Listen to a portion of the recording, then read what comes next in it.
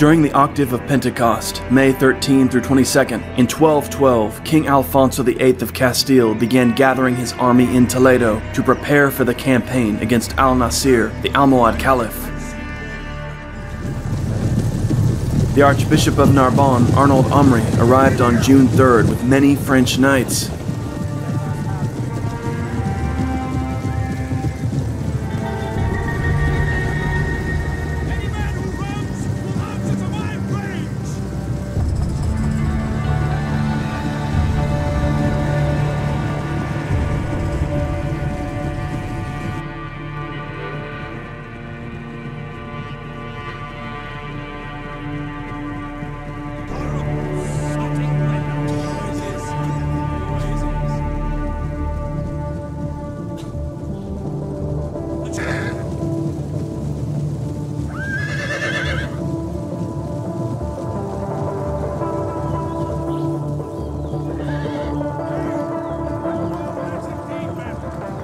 In addition to Alfonso's Castilian vassals, the army included Templars, Hospitallers, and the Orders of Santiago and Calatrava.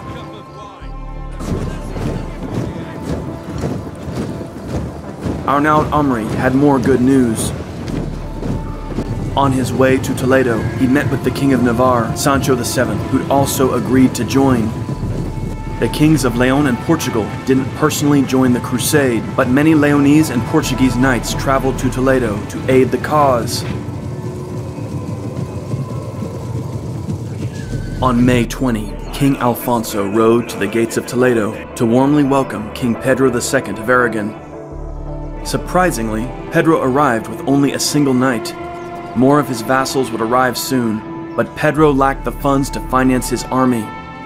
King Alfonso offered to pay to provision the Aragonese forces.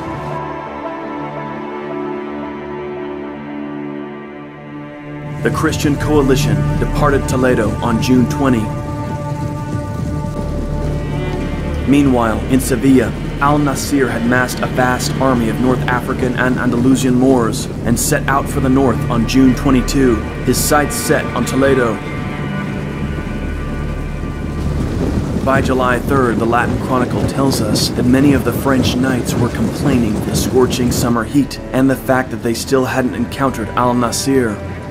Despite Alfonso and Pedro trying to dissuade them, the bulk of the French now picked up and headed back home. Theobald of Blazon, with around 130 Occitan knights, remained. The Crusaders continued their march south, advancing on the Puerto de Moradal. However, scouts returned with dire news. Al-Nasir was close, and now held the crucial pass of the Puerto de Losa. The Caliph's army was well situated and enormous, outnumbering the Christians by at least 2 to 1. Alfonso immediately laid camp and held council in his tent.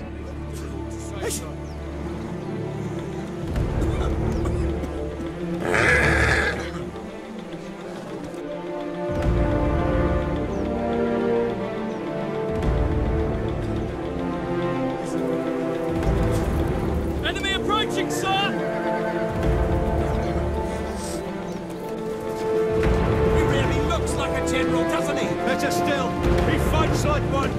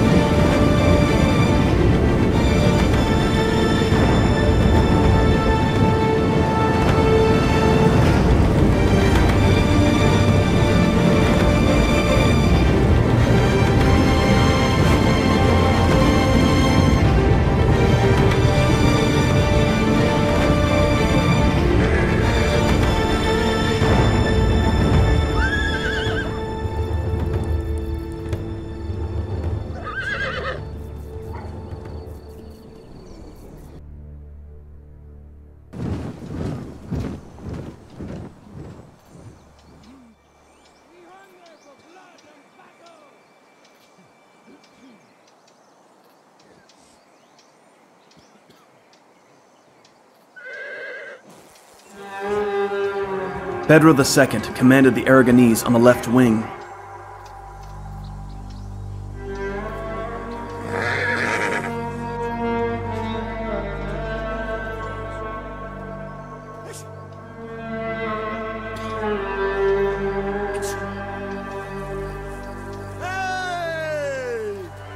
Sancho VII and the Navarrese held the right.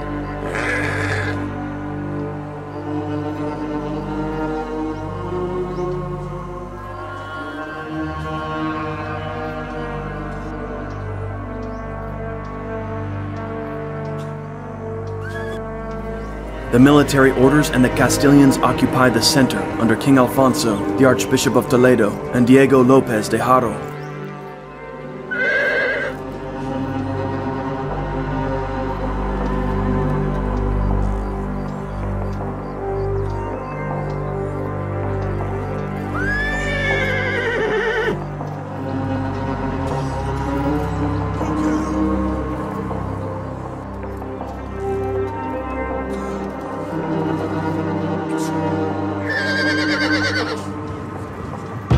Before the Christians, the Almohad army was arrayed in its vast ranks of Arabs and Berbers.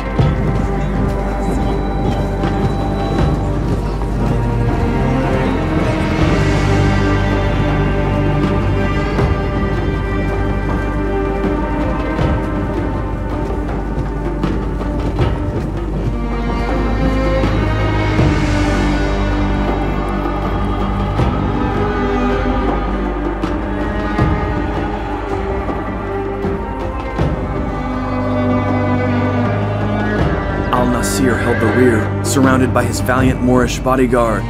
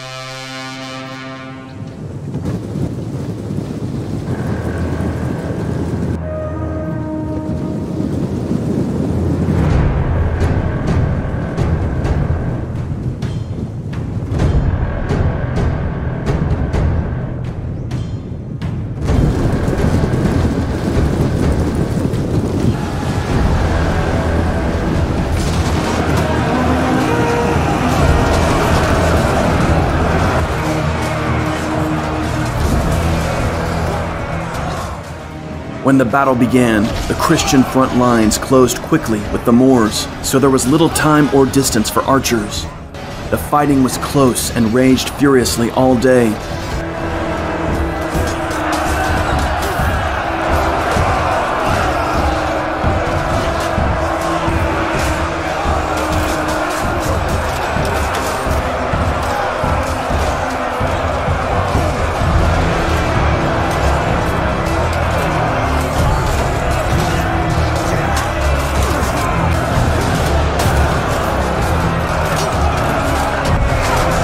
The Templars and the Knights of Calatrava made up the front lines and were hard-pressed.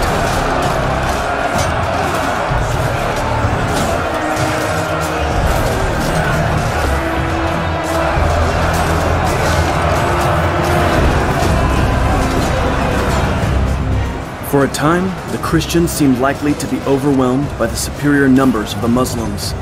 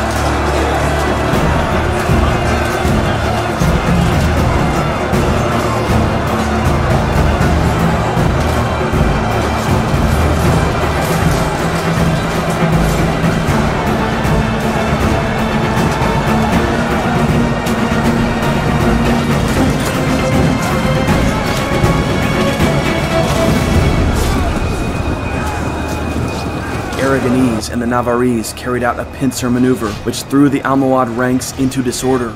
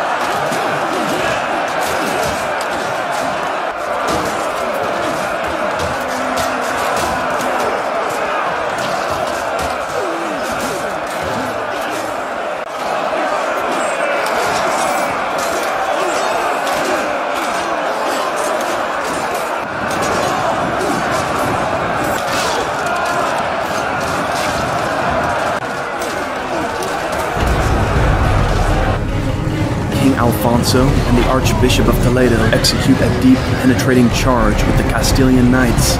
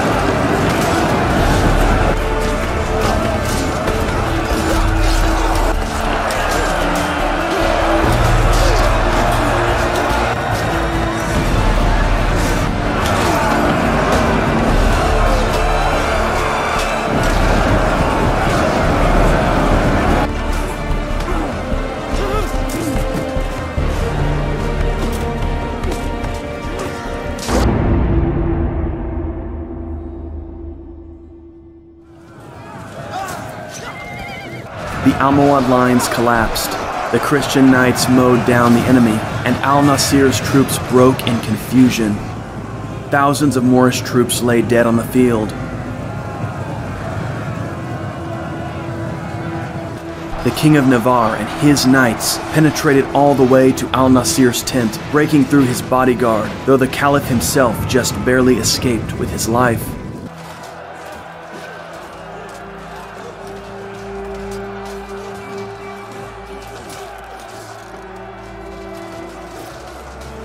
The Crusader victory was absolute.